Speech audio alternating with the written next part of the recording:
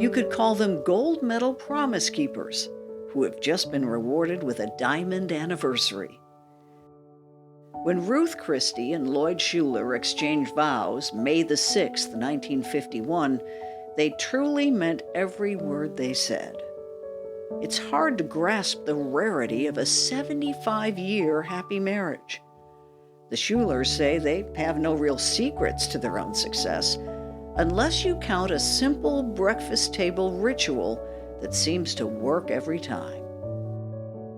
And we'll sit at the breakfast table of a morning and hold hands and associate. That's his word, associate. So we associate.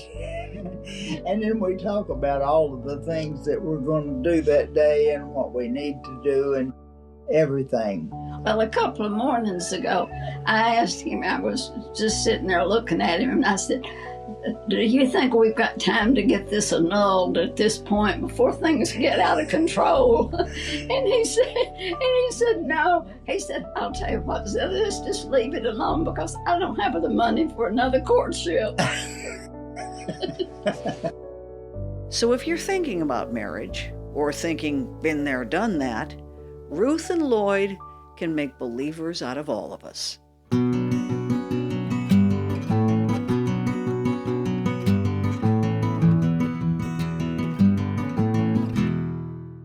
I'm Demetria Kaladimos. It's Banner and Company.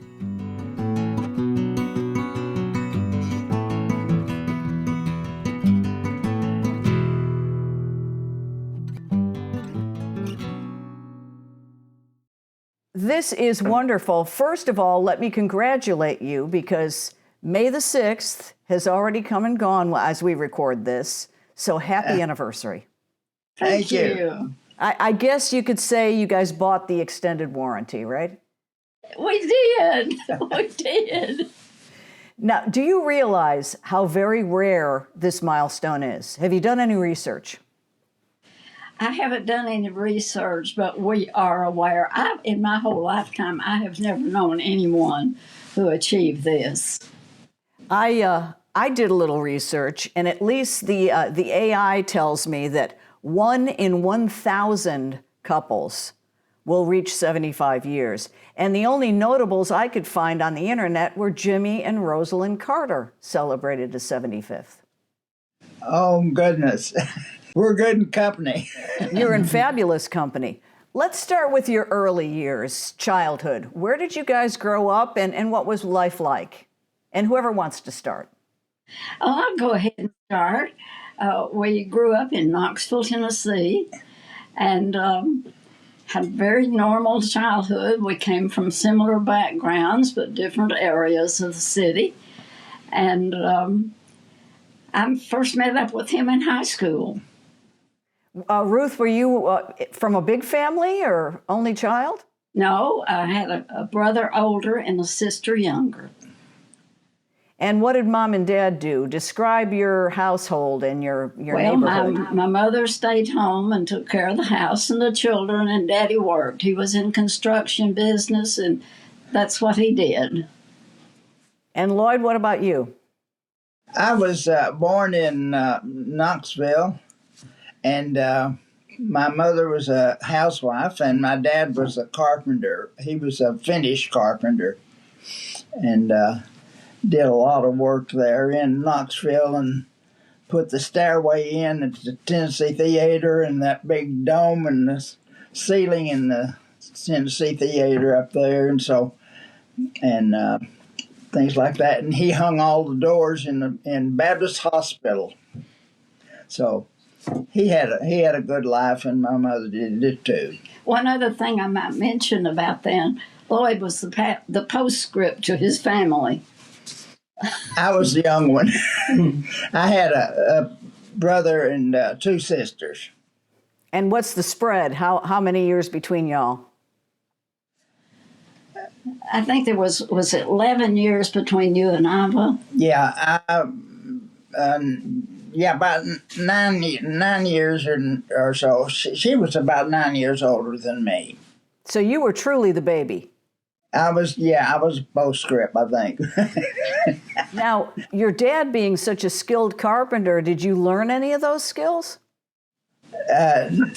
I did, but I didn't follow through on them. I worked at the telephone company for 45 years and retired in 1975.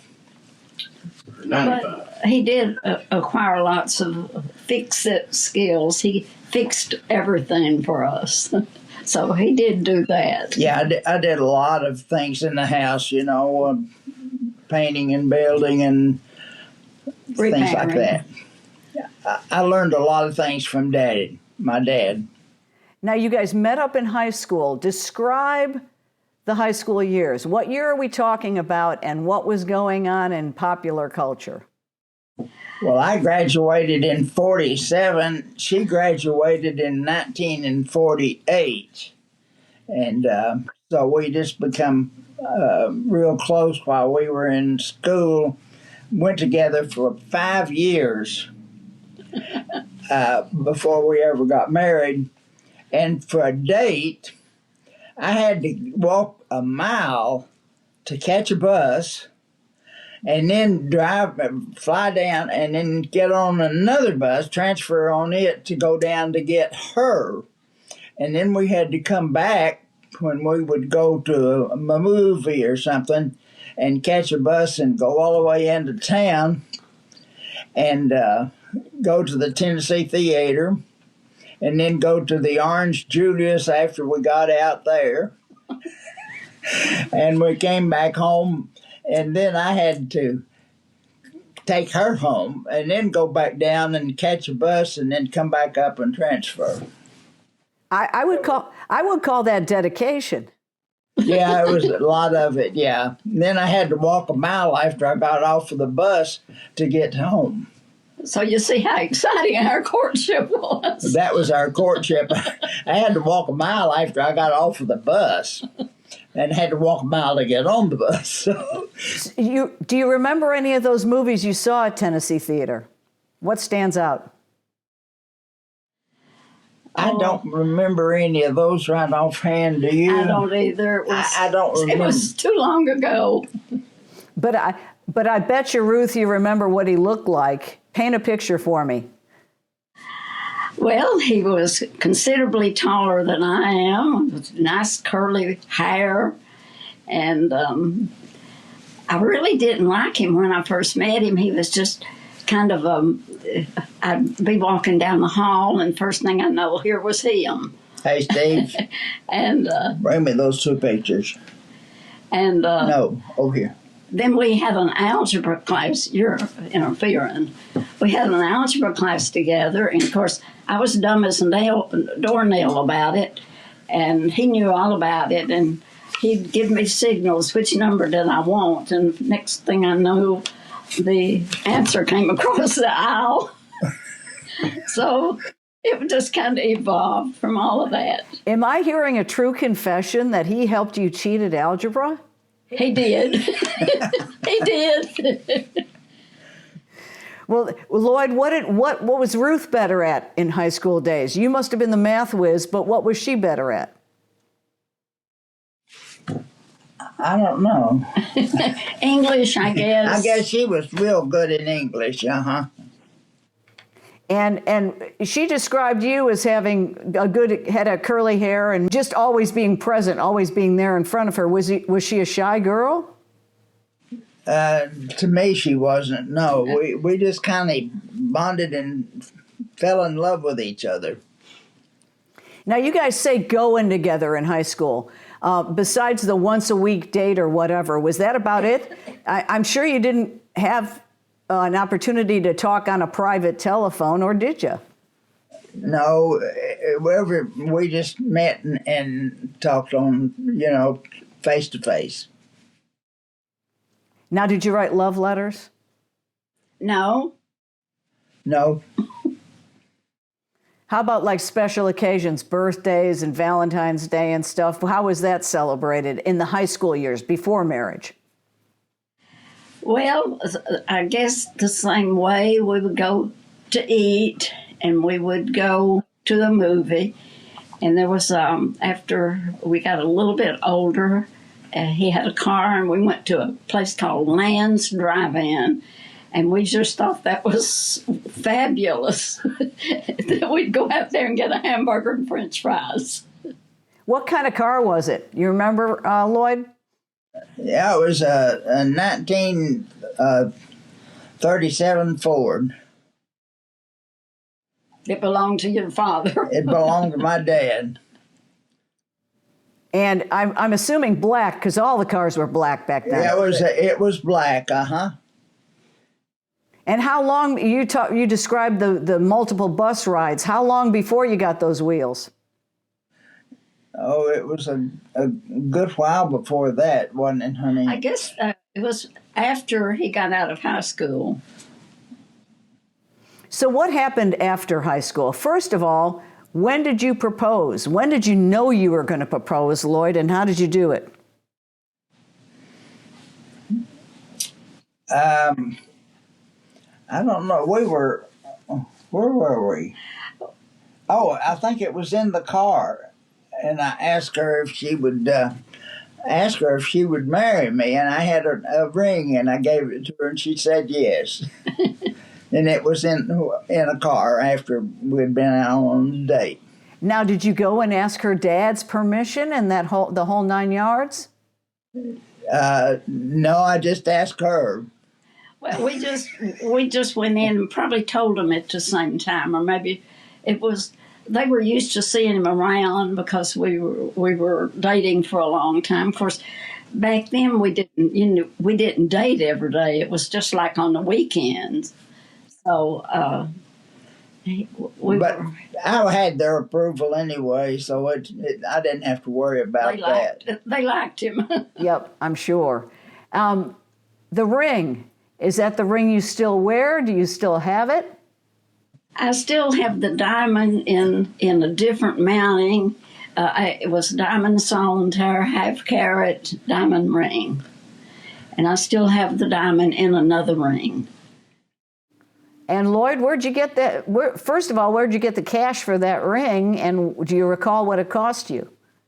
Well, I don't remember how much it cost, but I was working in a grocery store delivering groceries and on a bicycle. And I made extra money doing that, and then I also carried a newspaper route and made money off of that. But you were actually through school and working at the time you gave me the ring. Yeah, but I was already through school when I gave her the ring. And Ruth, were you still in high school? No, we were both out of high school and both working. Okay, so what were your ages at the time? Well, let's see, 18. We we were 21 and a half, as I tell people. It's Banner and Company. I'm Demetria Kaladimos. We'll be right back. Expedia and Visit Scotland invite you to come experience the beauty that awaits in Scotland. The sweep of wild coastlines, quiet lochs and untamed landscapes. Fresh cuisine that feels rooted in the land. Come experience the kind of stillness that stays with you long after you leave. Plan your Scottish escape today at expedia.com/Visit Scotland.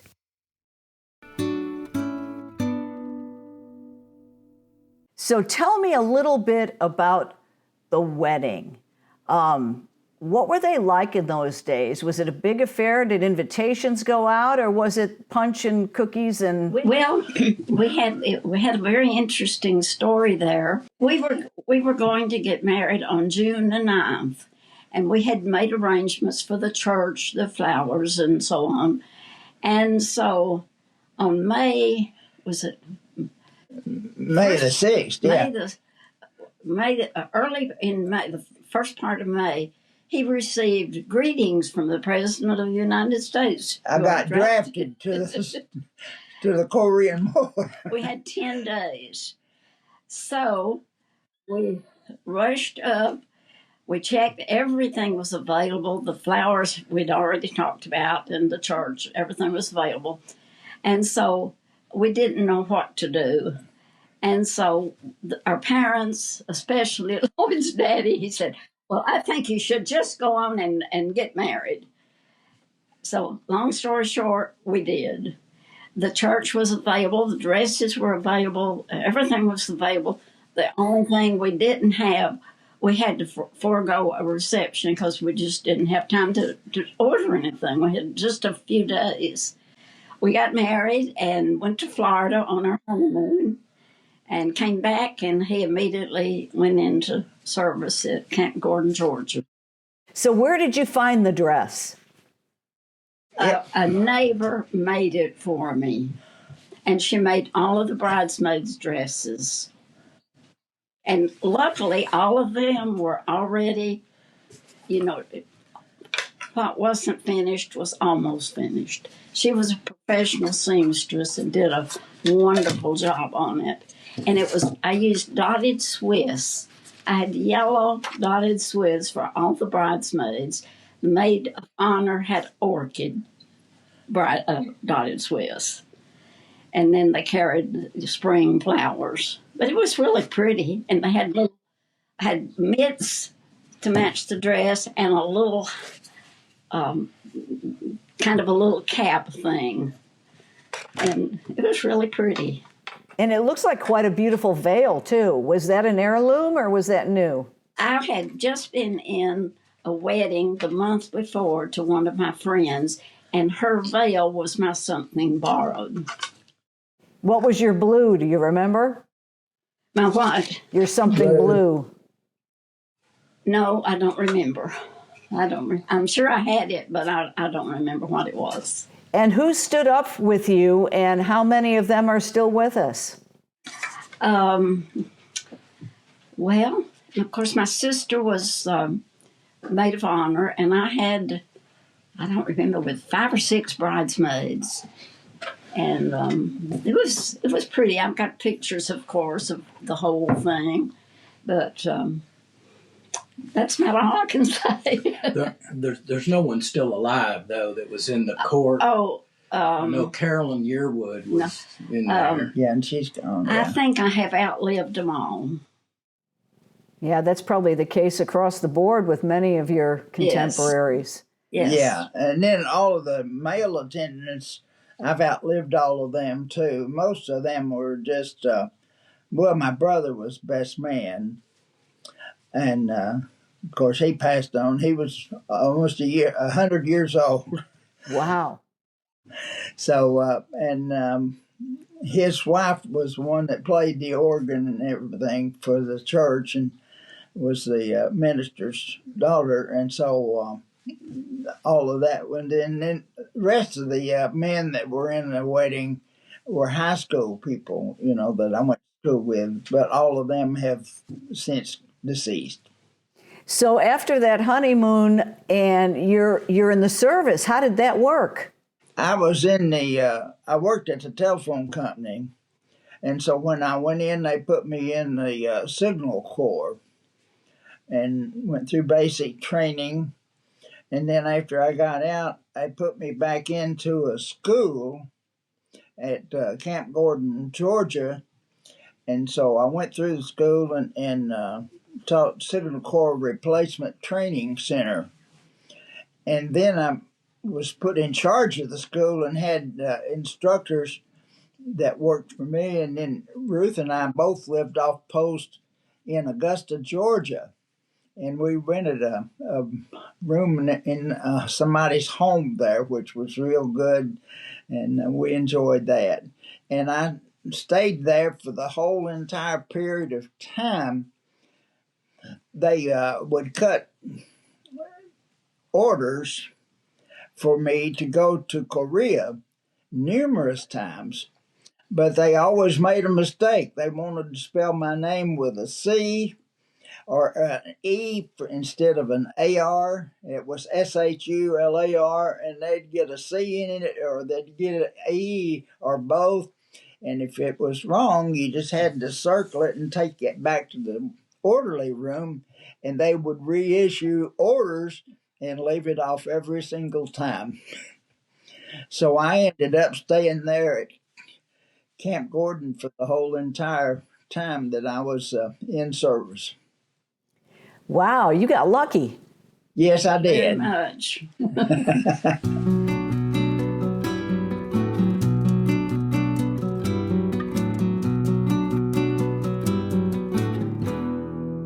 It's Banner and Company, and my guests are Ruth and Lloyd Shular, who recently celebrated their 75th wedding anniversary. We'll be right back.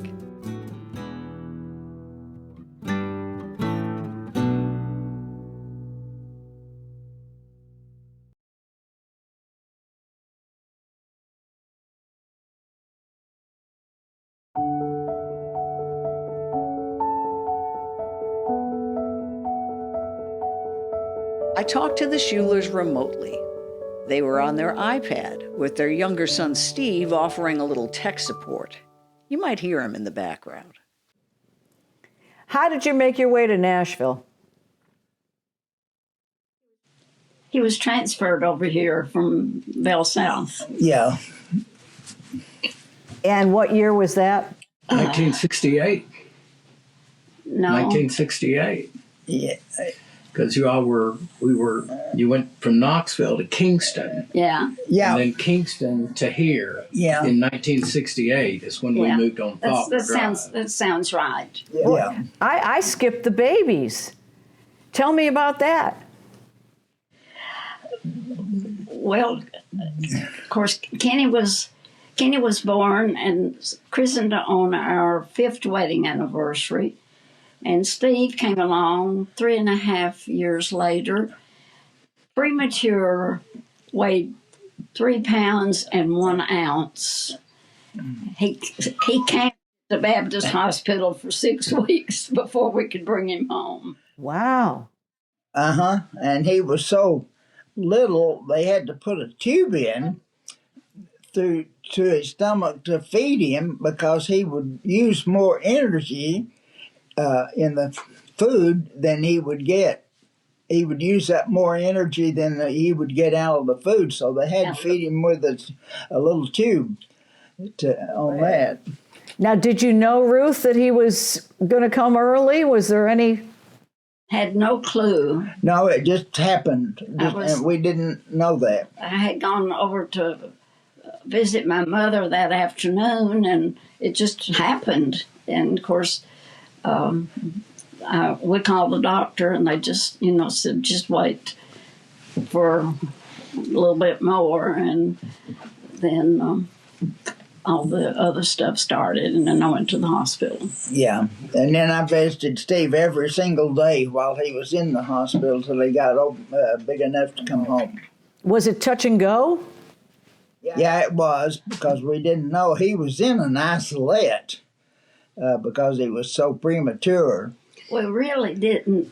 We didn't know. We had a series of two doctors. One doctor would come that morning and he'd say, "Well, now don't get your hopes up, and things happen and so on."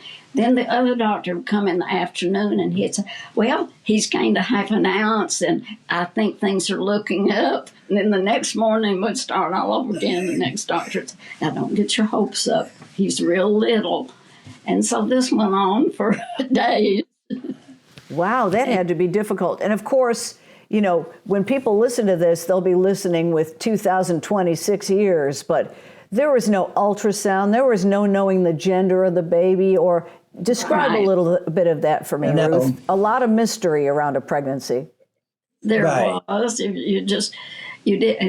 I did not gain very much weight. I think I had only gained about 12 pounds before he was born, and that was at about, it was about 7 months, I guess.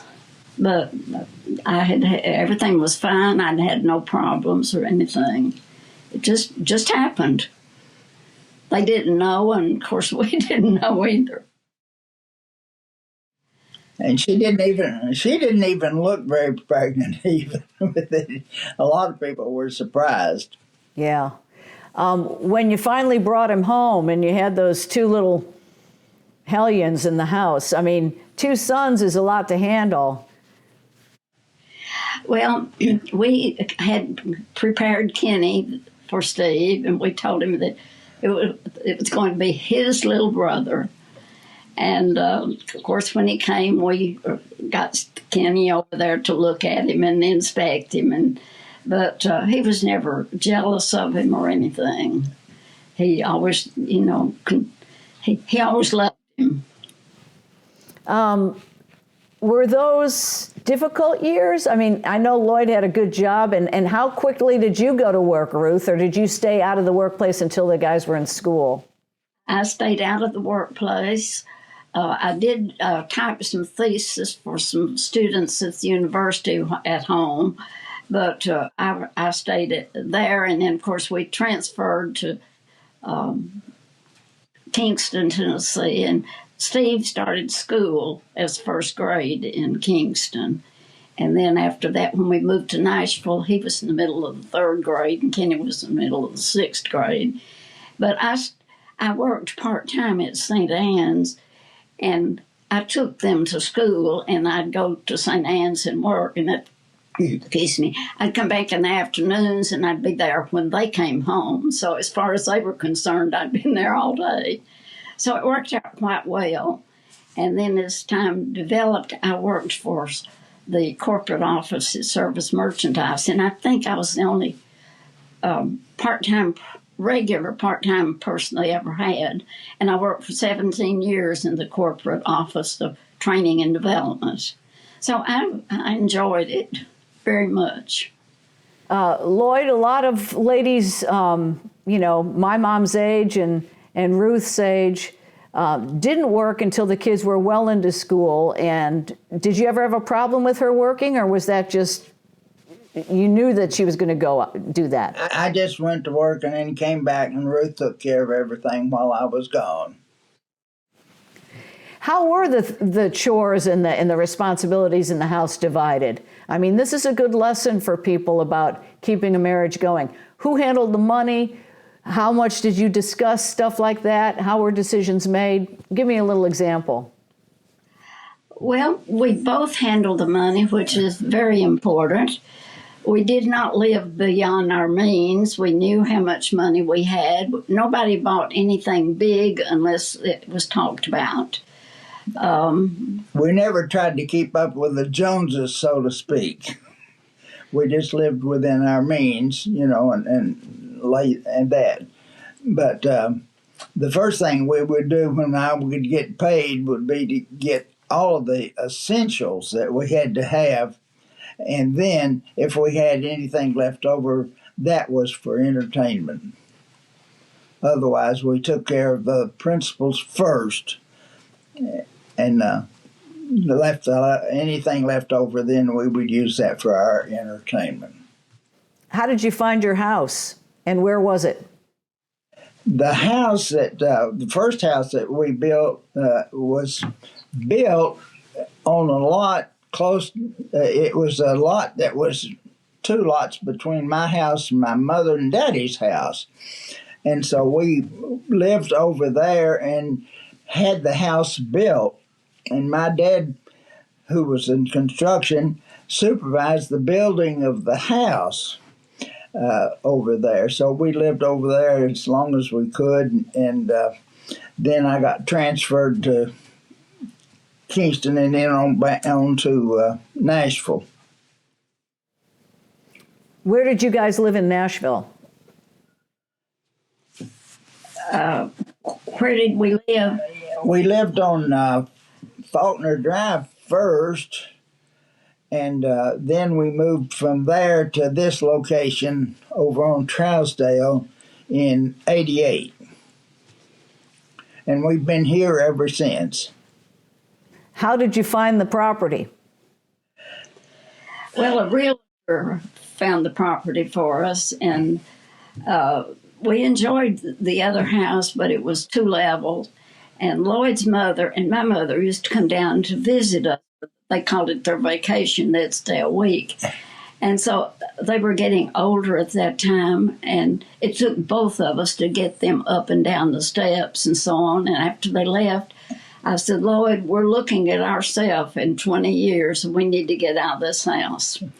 So we started looking, and just casual looking, but still keeping an eye out. And we walked in a house one day that they had an open house and met a realtor.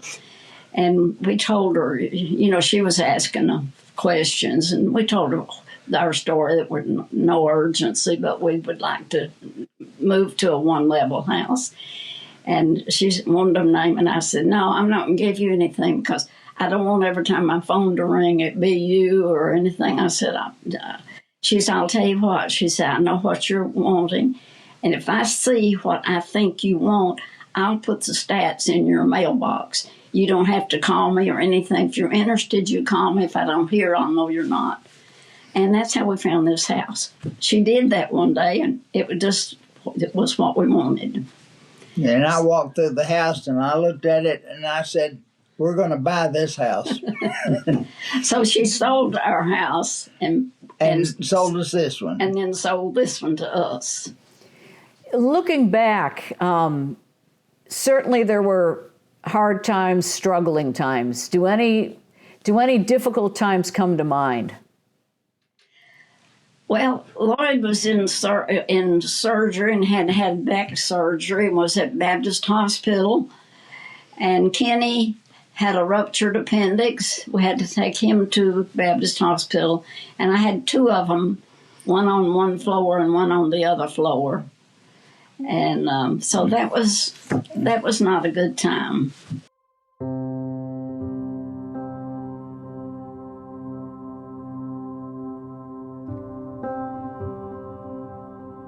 But I know, many, many decades later, you would lose your son. Yes. Yes, yeah, to multiple myeloma. That was the biggest tragedy of our life. Yeah, that was a very hard time for us because, you're not supposed to lose your children. They're supposed to survive you, but he just had cancer and could not cope with it. And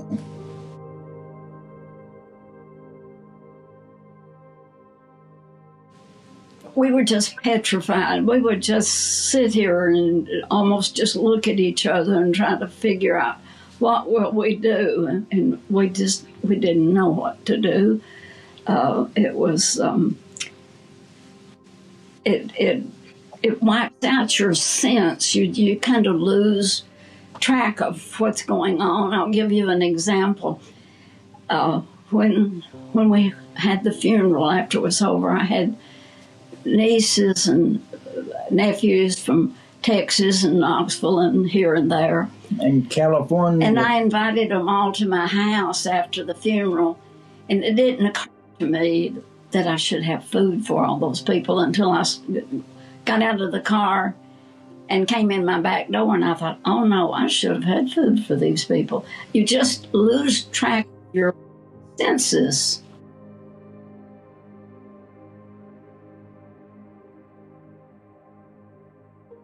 You just kind of do it in half days. You just think about, if I can just get through till noon today, then maybe I can figure this out. But it was very, very difficult. That was the biggest loss. I think it was just, and we told him that we were there and with him when he died, and he knew that because he had tears come in his eyes too when I was holding his hand. And but he had he just couldn't handle it. Of course, Steve had the brunt of it, all of it in Memphis. We couldn't even go. We couldn't go to Memphis. And one of my nephews from Knoxville drove here in the middle of the night and drove us to Memphis so that we could be with him. And of course, we were at the end. And so we were there with him when he died. So and then we brought him back here and had him buried down at Woodlawn.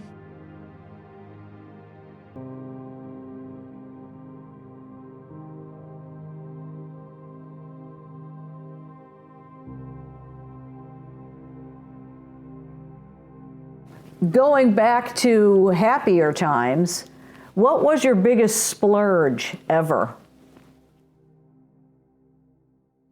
What about your 50th anniversary? Well, on our 50th. Oh, yeah, I guess the 50th anniversary was the biggest thing. We went to Hawaii on that and had a great time.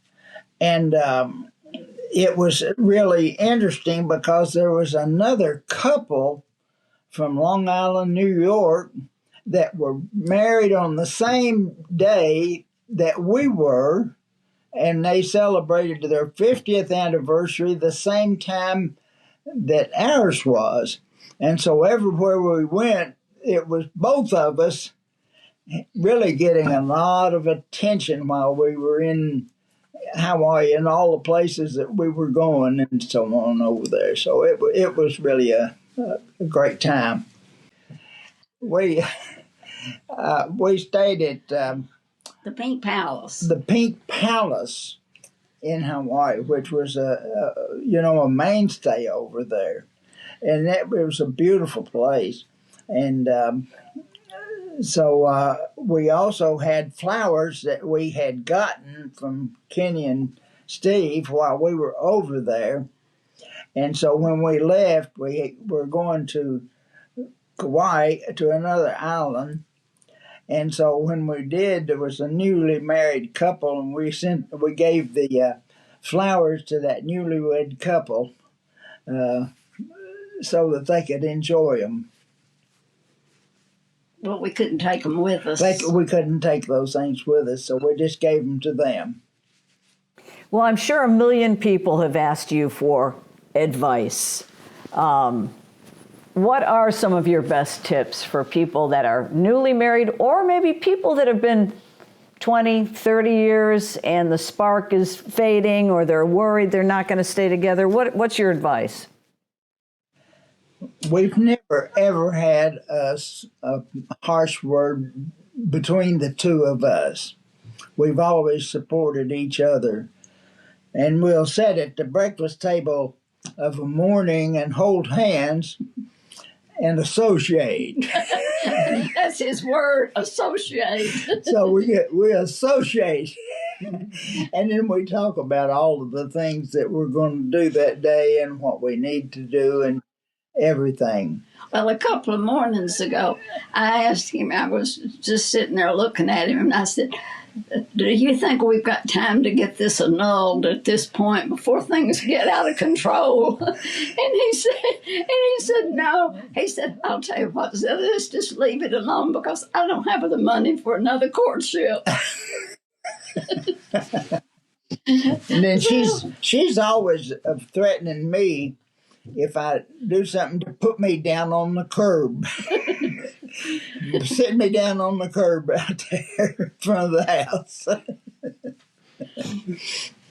But Lloyd is very easygoing. But we've always been on the same page. We may have different opinions about things, but we're still on the same page. We see things alike. We go to church. We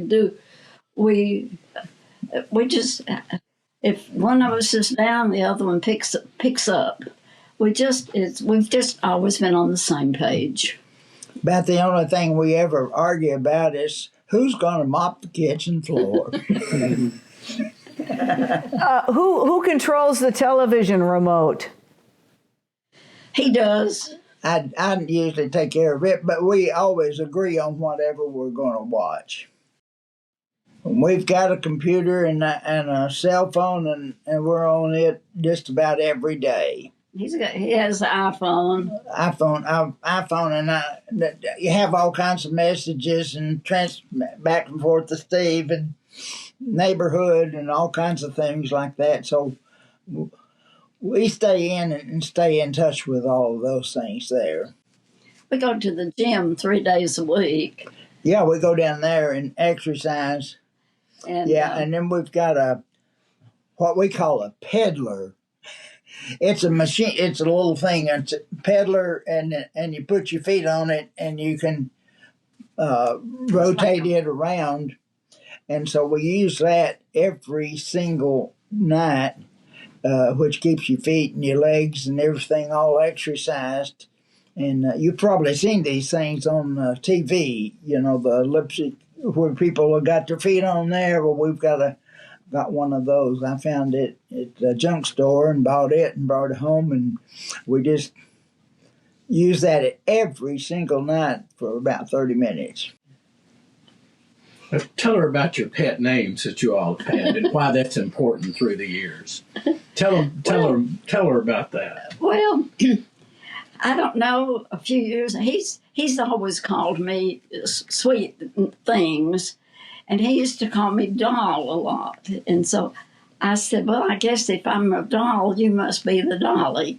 And somehow or another, Dolly stuck. And I've been calling him Dolly ever since. She's Dolly and I'm Doll. But I've been calling him Dolly ever since. And the funny part about that is, Demetria, Steve will call in here and he'll say, what are you doing and what's going on? What's Dolly doing? And he'll say, what's Dolly doing? And it is so funny to hear him call his daddy Dolly.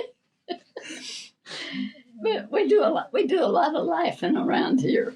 Well, what did you do this year on the big day? Was there a big party or was it a quiet evening at home? Well, I did have a surprise party at the gym. They had a cake and or surprised us when we walked in the door. And so they said, well, just save the cake till Steve comes. So we did not do anything special. We're waiting for him, but we're going to do something tonight. Wow, what's on the agenda? I'm not sure, but I think it will be the Red Lobster. We've been talking about what we wanted, and I think that's probably what we'll have.